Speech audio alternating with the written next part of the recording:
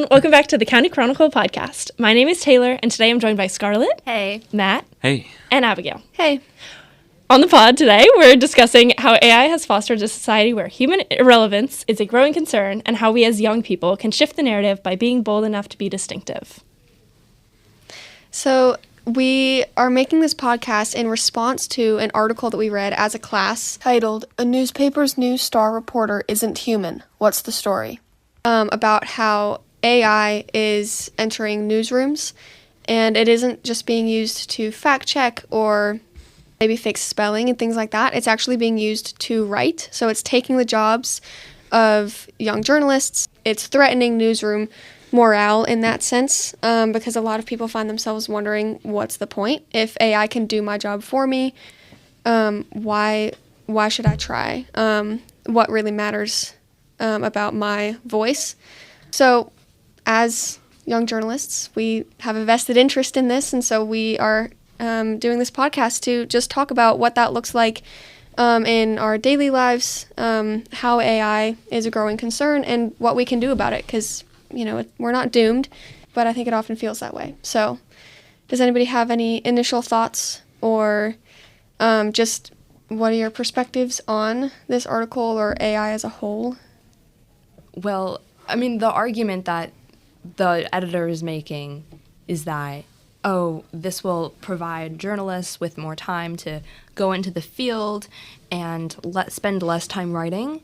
But I personally think that journalism is not only processing or gaining or researching the information, it's also communicating the information. So if, as a journalist, you are not going to go out of your way to write that and communicate that information, then you're not actually a journalist. You're not actually doing your job, you know? And I think that might explain or be part of the reason why we see some of the staff within the Plain Dealer struggling with morale, because they signed up to be a journalist. They signed up to write these articles. Like, that's what they wanted to do. And now this editor, Chris Quinn, is just saying, like, we don't really need that anymore. You know, all of that work that you did before, that was kind of unnecessary and maybe useless, you know, and that really hurts, especially as someone who loves to write, you know, and really values writing. Yeah. Nick Diakopoulos, he's a professor of communication studies and computer science at Northwestern University, and in response to this article, he says, "I'm worried that if an organization like the Cleveland Plain Dealer comes to rely on AI for writing a lot of content, people are going to miss out on the nuance of what happens in their community. They might have a good sense of what happened, but they won't have a good sense of why what happened matters." So, Scarlett, that goes back to what you were saying about how journalism is not just about collecting information and reporting objectively on it, but there's something unique in having a human voice relay that information, because it matters how the reader interprets the information being shared, right? Why does that information matter to the reader? I think we humans are good at that, and AI isn't, simply because it isn't human. Yeah. So I don't know, Matt, you did some research on how this is affecting jobs and just sort of humanity as a whole, and as it relates to careers in particular. What are your thoughts about this? Before I say some stuff about the jobs, I just want to add on to what Scarlett was saying about the AI and how it kind of takes away like the human aspect of writing. You know, every writer has their own voice. They have different sets of vocabulary they might use. And so when you take AI into it, it generalizes everything. It gives it one set voice, one set line of reasoning, one set of words that it might use. And so it generalizes everything. And then as human readers, we get accustomed to that, and we see there's a loss of originality in the writing. There's a loss of distinctiveness in the writing. And then we as readers, I feel, start to become bored. We start to become less interested in the writing that we get.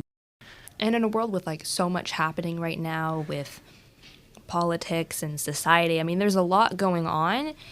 It's more important now than ever for people to be in tune to, like, the world, you know? So, yeah, I agree with that. So on some job statistics. According to the Dallas Fed, AI is starting to take many entry-level jobs in white-collar businesses. In the white-collar sector, the entry-level jobs are the form of progression. They're how many employees start to progress up the ladder, up into higher-level jobs. If we remove this entry-level job and we start to send employees directly up to higher-level positions where AI can't necessarily do the job and employees start to directly go into higher-level jobs, then we are not necessarily setting up our future employees with the best skill set to do that job. And we're ultimately setting them up for failure because they won't have the skills necessarily to complete a difficult and demanding job, such as being a CEO of a company or a CFO or something like that. And according to the Harvard Business Review, 90% of executives in businesses have said they've been getting a great deal of value of AI and have considered replacing employees with AI. This is extremely worrying because if we're starting to replace workers with robots who might not be able to understand all the things that employees know or understand the little nuances within the individual roles that employees have to fill. This is worrying because then small details start to get missed in jobs that employees would have previously done, but now a robot's doing them, and it starts to become a snowball effect. I think a good example of that is like with Duolingo, because they replace a lot of their employers. And then because language in and of itself is such like a human thing, you know, where there comes to like slang or the small nuances of understanding that, customers of Duolingo are now like recognizing, oh, the lessons aren't, you know, maybe as accurate to the language. I mean, Duolingo's never been perfect, but like it's worse now and it's more repetitive. So it's not just this idea of, oh, well, we think that replacing people with AI is going to result in these negative consequences. We're already seeing it happen. And I think people are really forgetting to value, you know, human merit and work. And they're thinking, well, this is easier or cheaper. But the result is something of less quality. It's interesting just talking about how AI is sort of taken away our ability to earn skills, like Matt, you were talking about in the workforce. If those jobs are being taken, then those are opportunities that are being taken away from real people who need to gain real experience. But it's also just a matter of, Scarlett, like you were talking about, convenience. It's harder for us to develop skills now, and we see this at school. We see that, you know, it's easier to cheat. It's easier to, you know, fill in the blank. AI makes things easier, but it doesn't necessarily make them better, and there is value in learning a skill. I was talking to a woman recently who she used to teach in Loudoun County schools for a number of years, and she's retired now, but she shared that roughly 10 years ago, she taught a class of 8th grade boys how to use scissors. 45 8th grade boys signed up for this class because they did not know how to use scissors. Right. So a super basic skill, and it sounds silly, but it's... Wait, this was 10 years ago, you said? Or like how long ago? She taught this class at a time when AI was picking up and, you know, screens were sort of serving as substitutes in a lot of ways.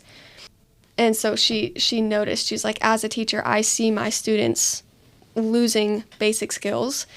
And I guess the boys were getting the girls to do, you know, use the scissors for them and do these projects or whatever. But you think about it, it's 8th grade boys who should know how to do this. And is it, in the grand scheme of things, fairly inconsequential? Sure. But it's one thing of many that gives those boys dignity when they learn how to use scissors. Because how old do you have to be when you tell someone, I actually don't know how to use scissors, and you get laughed at? Like, that's well, even then, it's just a little... There's a lack of critical thinking with that. And I think that also comes along with AI, too. Yeah. And it's important it's a basic skill that we're losing. Mm-hmm. It's important to develop, like, basic motor skills at a young age. Like, kids are using scissors when they're, like, 4 years old, you know? Like, that's important. Well, and I think even if it's not important, like, let's say we don't actually need to use scissors later on or whatever, I think it just goes to show we are losing not the ability, but the desire to learn basic skills that we might not need. Like, just because we might not need to use scissors, taking the time to learn how to use them anyway shows initiative, and it shows I care about my character, what I'm able to do on my own. Like, I have power to learn something, and value that process, even if scissors themselves become obsolete, you know? I think, like, photo math and all those calculation apps have become all too like prominent, especially in a school. Yeah. It takes away that whole critical thinking aspect, but also like we're just not wanting to learn, it seems like we are too reliant on these programs, and that's going to set us up for failure in our future careers, especially. Yeah, because people are like, students aren't able to sit down Right. and just like think through the problem Yes. and try to analyze how they could come to a solution, Yeah. look at different angles. Yeah. Why even learn to memorize the formula when AI can just do the entire problem Exactly. for you? Right. You see decreases in mental health and education, like reading levels and math scores, and then we also see like social awareness and like an increase in loneliness. All of those things sort of start to happen when technology is being introduced. So like we see like smartphones were first launched in 2007, and then by 2012 they were becoming like more ubiquitous in society. So we see this introduction of technology, and then at the same time this decline in the quality of life and the well-being of people as a whole, especially like teenagers. So I think AI is only creating like driving that driving that decline, in those abilities at a more rapid level, and we're already seeing that. I actually have a friend of a friend who has children, and she is completely raising her kids without like technology, and of course AI comes along with that. They are the most like incredibly well behaved, number one. They are so smart. I even saw them like drawing. Like they are just so creative. They have those skills. They have those things that other children aren't able to develop because that creativity is being taken away by AI or technology. Yeah. That like constant stimulation doesn't allow Right. kids the time to be original, And we were sitting at a dinner, and it was a very long dinner, and most children could not sit for that long. Yeah. They were coloring the entire time. Maybe they were playing with some other toys, albeit one of them was like 3. They were walking around, exploring like the world. They are able to be like actual human beings. We were able to like enjoy their presence. They were not a problem at all. They were able to have able to have conversations with us. Like they were able to have that actual human aspect that I feel like AI is taking away. You make a really good point, because I think with screens and AI becoming such a big thing, we have lost what it means to be human. And a lot of this, I know we're talking about, parenting right now and what that looks like in the age of AI. And, we're probably not speaking to very many parents right now. But just one more quick point to add. I was listening to a debate between Gen Z parents and Millennium parents, and they were talking about how they parent with as it relates to technology. And The Gen Z parents said that? both. Okay. So Okay, both Gen both. Z Okay. and Millennial parents. And they were talking about just how much tech they allow in the home and what kind of restrictions they put on their kids' devices and things like that. And they were complaining about how different things were reaching their kids, right? Like, this is harmful content, or they're on their device too much, or whatever. So as a parent, they were like, I want to look out for my kids, so I put these restrictions, and I do this and I do that. Not one of them suggested that part of the problem was that they, as the parent, handed their 4-year-old a phone. Never in this conversation did a single parent say, maybe we just don't use it at all. So not, having this friend of yours who's a mom and is like, you know what, I don't want my kids to be surrounded with tech, that takes a lot of courage. Yeah, And definitely. it's really cool to see those results be as positive as they are. And I know she was such a great role model for like the kind of mother that I want to be. I know that's That's so such another far out. thing as well, as But it parents like matters, constantly parents constantly being on technology is also like such an important thing that no one really seems to be talking about. Like, as a society, we need to make a collective group effort to limit ourselves from technology, because I know that a lot of parents are also on technology a lot as well, and they don't even realize it. I was also gonna add on to what you were saying about like the 4-year-olds. I've like a family friend, and their kid they have like a 2-year-old, and she is like obsessed with her tablet.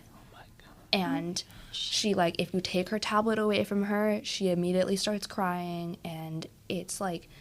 Well, and at that point, I don't even blame the toddler. No, exactly. Like, how are Yeah. you supposed to say, this is the child's fault? You know, children need to be spending less time on technology. They need to be, like, learning how to be, you know, like, more controlling of themselves. Our frontal lobes aren't developing until we're, like, in our 20s. How are we supposed to... As a 2-year-old, how are you supposed to say, oh no, like, I don't want to use my tablet because that's going to be bad for me, like, 20 years from now. Like, as the parent, that's your responsibility. I think, and there are a lot of, I want to be careful because there are a lot of parents who are concerned about it and are talking about it. It is being talked about, but maybe to your point, the right questions aren't being asked. So there are a lot of parents who are concerned about how AI is going to affect the job market for their kid, how it's going to impact their emotional well-being, fill in the blank. I just this morning read an article in the Wall Street Journal about those concerns that parents had. But I think to your point, Scarlett, like, it's still the adult's prerogative to limit that, to serve as a model for kids. And I think, Taylor, what you said about how this friend of yours is the kind of mom that you want to be, as it relates to technology and AI and screens and what have you, like, that is a really important aspect of this, because that's, you know, you're getting back to the people aspect, right? AI is not a person. Mm-hmm. The fact that we are kind of humanizing AI, especially if you take a look at like Siri or Alexa, things like that, we are giving them human names. And giving them calling like them she, calling them customizing she, their voices. Yes, we're giving them human aspects. I just think that that's so harmful to our perspective on AI, and I think that could be why parents are so like willing to introduce like technology into their children's lives, because it's so human-like, it's so personable, it's normal to them, and it shouldn't be normal. You know how people like date AI? Yeah. Oh, yes. Yeah. It just like the moment you said like humanizing them, that's what I thought about. Like, people literally fall in love with their AI chatbot and think that like they act as if it's a real person. They give it names. They form this emotional bond with AI. I mean, giving AI human traits, like, as much as we talk about that and go, oh, well, I know the difference, so it doesn't matter. Like, I know that when I talk about Alexa and I say she, I know that she's actually a robot. I know that it's actually a robot, right? Like, it's so easy. But it is a problem, and I think, you know, we see this with AI toys as well, being handed to 2, 3, 4-year-olds. These little bots sound human. They're designed to sound relatable and kind and empathetic. Agreeable, right. They're never going to offer what a true relationship offers. And the same goes for this AI, like, dating chatbot, right? Like, we as humans are so unique, and I think it's gotten really easy to talk about how undistinctive we are. Humans are vastly unique, and we matter, and we're each individually responsible for maintaining that humanity. I was just thinking about this the other day, actually, because I was at like an observatory, and and it's like space and everything, and I was just thinking about how humans differ from other animals, because we're able to think like what's out there, you know, like what's beyond, have those original abstract creative thinking. Exactly. Yeah. And I was like, no other animal like does that. And I don't know, it is sort of like sometimes I struggle with that, like, oh, like, how are we different, why are we valuable, or, you know, important. And it's just like that type of thinking, that critical thinking, and as you're saying, like abstractness, that really makes, you know, the human mind valuable, and we're replacing it, or maybe not replacing it yet, but getting to a stage where people want to, you know, replace it with AI minds instead. There's a article written by a woman named Freya India titled, "You Just Have to Be Human." And she talks about how she's been discouraged lately just with the rise of AI, feeling like, why do I matter? What do I have to bring to the table if AI can do my job for me? And she sort of had this groundbreaking epiphany. And she's like, yeah, I just have to be human. And so she talks about, in her article, the differences between being human and being AI. And it's sort of a rambling article, and that's kind of the point, right? Like, it's not a cookie-cutter look at, comparing the differences. It's just a raw, it's like you're reading her diary, almost, except that it's a little bit more professional. But she talks about how being human means being sincere and making mistakes and jumbling your words, like just little things like that, setting you apart from a chatbot. One quote from this article, she says, "I refuse to believe that relying on AI is an advantage. They keep saying we will be left behind if we stay human, but maybe I want to be left behind from a life spent delegating my thoughts and feelings and decisions to machines." I wanted to touch on the kind of art and music side, especially as it relates to human feelings and things like that. I mean, there are so many love songs around here, but AI can't feel love. So Yeah. what am I supposed to do without Taylor Swift? What am I supposed to do without all of these artists who are writing about love songs? These are relatable. How can I relate to AI? So fake. It is fake. It feels like you're being lied to. It does feel like I'm You being are lied being to. because Yeah. AI does present itself as human. It does that in the marketing for AI toys. It does that in the music, talking about. Yeah, it's saying, Like, I'm there are- feeling there are this song thing. lyrics. I'm experiencing this thing that you can relate to, and then Yes. you're like, but you're not. And There's like, there's a song lyric from an AI song called "Take the Lead," in case you're curious. But there are lines in it that say, "I am still human, make no mistake. My soul is in every move I take." There are other phrases like, "I've got life," and "I'm not a puppet. I'm the star guided by the heart." These phrases, like I'm still they human. are so I have a heart. they're manipulative, right? Like Yeah. when Scarlett, you say you're being lied to, you are being lied to. And the same goes, I know I mentioned AI toys, the way that they're being marketed as friends for life and as having the ability to harness the power of love. And one toy, Miko 3, is said to know how to connect with kids and be surprisingly empathetic.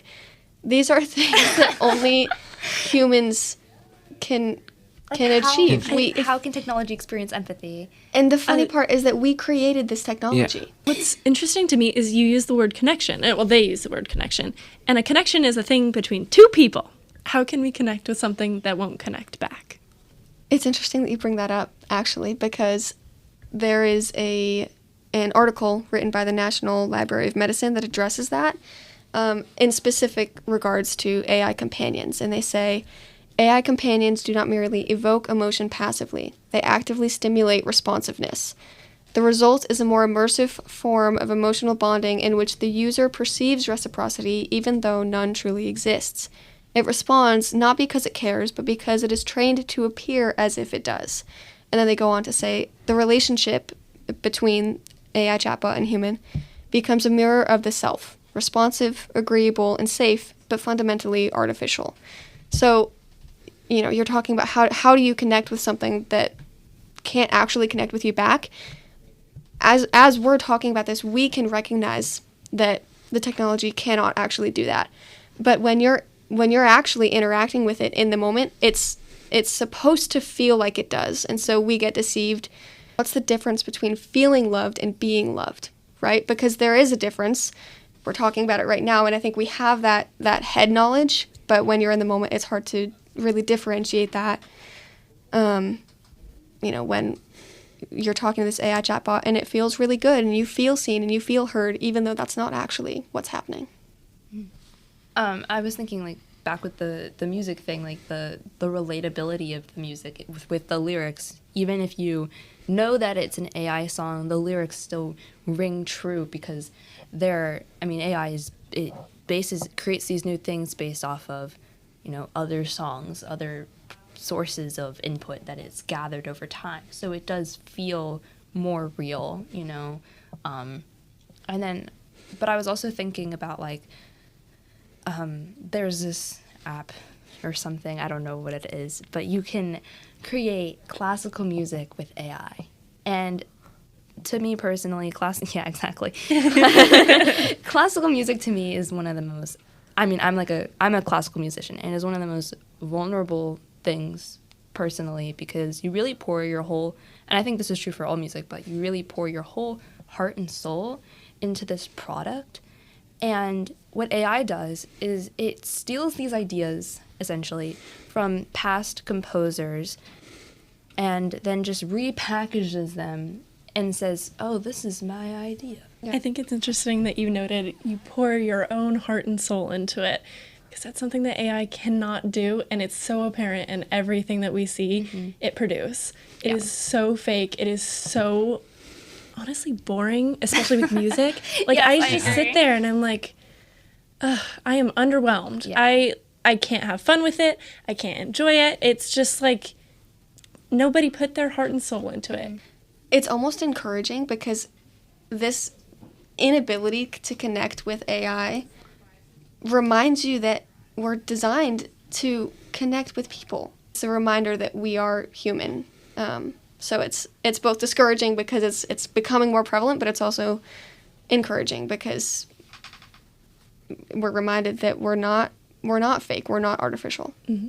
And I feel like, to add on about the fakeness of it, I feel like people are able to see that it is fake, at least from what I've seen, because 2 years ago, actually, my favorite band, they made their new album's cover out of AI, and it was pretty terrible, to say the least. And people called them out on it. Artists made their own versions of it and sent it to the band, and they rejected it too. And then they released it. Their statement was that it was envisioned in collaboration with an AI creator, and that it was made with a mixed media digital collage, with AI being one of the many tools that was used in collaboration. I think it's interesting that they call him an AI creator. No, I was about to say the same thing. It makes it sound like it's a person. Yeah, and they're pulling from all of these different things. They're not creating it themselves. I feel like you can't even be called a creator if you're just going to steal and plagiarize. That's what I was thinking too. All these things. Well, you lost respect for this group of people, this band. AI use, when it comes to creative fields like this, like music, like writing, it's really unattractive, to say the least. It really just feels like you're too lazy to do it yourself. This is your job. You're supposed to be passionate about this. You're supposed to show us how much you love to make music or make art or represent whatever is important to you, and you really don't care enough to do it yourself. Yeah, and if people don't want to hire artists or don't want to hire writers, there's people who want to write. There's people who want to do art. There are so many artists out there who are dying to get a job. There are so many musicians who are penniless because being a musician is hard to make an income from, and then we have people who are like, oh, I'll just plug it into AI. Well, even if we're not talking about the job field, think about just school. I have a friend at Virginia Tech, and her professor mandates that they use AI. It's part of their grade. They talk about how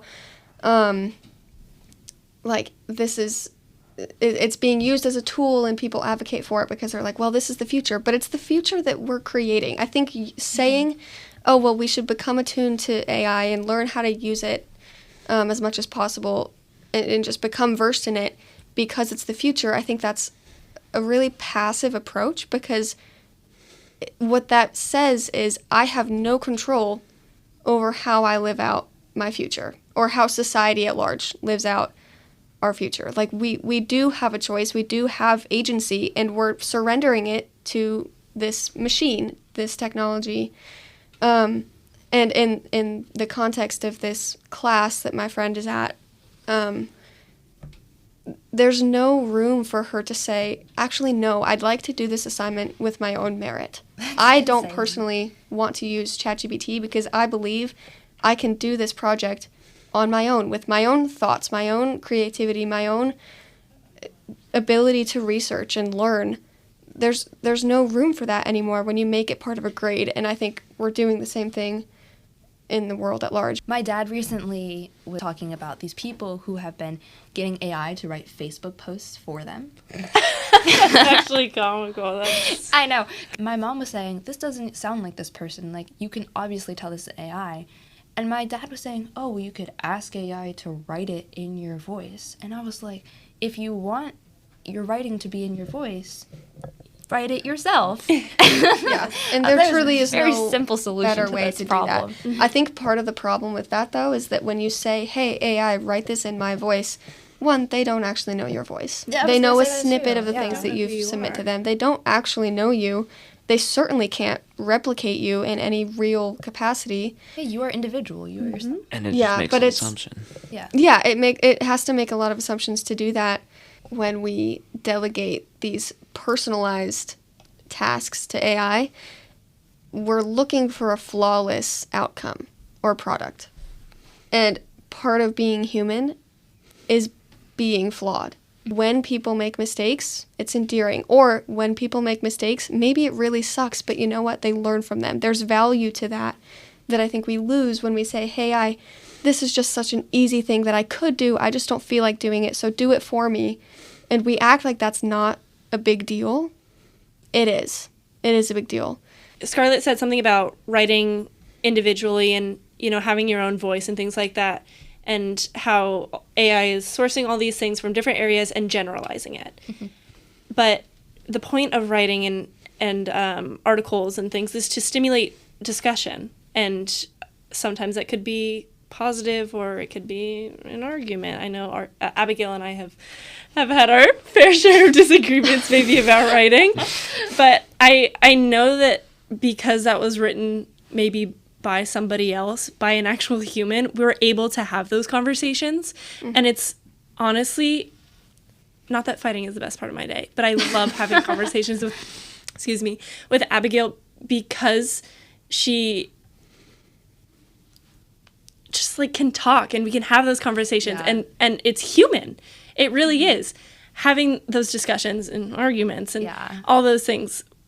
I just don't think that I could do that if I was reading something so general and so emotionless. I couldn't, no emotion could be elicited that I would have that response towards Abigail or Abigail would have that response No, I've had towards me. the same experience where I've had a discussion with you and I have disagreed with you on something, but I also know that you're a person and people are different and I'm able to have that discussion with you or anyone else about something that matters to me, I echo that. I mean, just having these conversations reminds you, interacting with people gives life to the person that you're interacting with, to yourself, and that's something that you're just never going to get with AI because it's not human. It does not have life. It does not have experience. It doesn't have anything that makes it distinctive.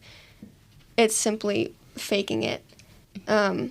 So yeah, there is a lot of value in disagreements and making mistakes and all these things that are frustrating and uncomfortable and human. Growing with people, going through those arguments or those, difficult discussions, having conflict with a friend or a family member, that is also something that is uniquely human, and helps you grow, and it's part of making mistakes, what you're saying. To leave it off on a good note, I think, as much as it maybe feels like it, humanity's not doomed, right? We do have agency to do things of our own merit, use our brains, think critically, have deep conversations, all these things. We just need to be willing to embrace those things, and be comfortable being uncomfortable. One more quote from Freya India in her article, You Just Have to Be Human. She says, I realize now that I want to be real. I don't want to be harmless. I want to be human. I want to say things that bother people and move people and confuse people. I want to start sentences that can't be autocorrected because even I don't know where they're going. I want to learn and defend and regret and grow. I want to be interesting, irritating, irreplaceable. So, again, as much as it might feel like it, AI is not a death sentence. It is a choice that we still have. And I think the easiest antidote to this sense of dread is to just be human. And I think that's the easiest thing to do because it allows you to make mistakes and defend someone and be original even when it's weird. I think in the time that we're living in, it's the best way to stand out in a world of artificial monotony. So, thank you for joining us for this second episode of the County Chronicle podcast. I'm Abigail. I'm Scarlett. I'm Taylor. I'm Matt. All right.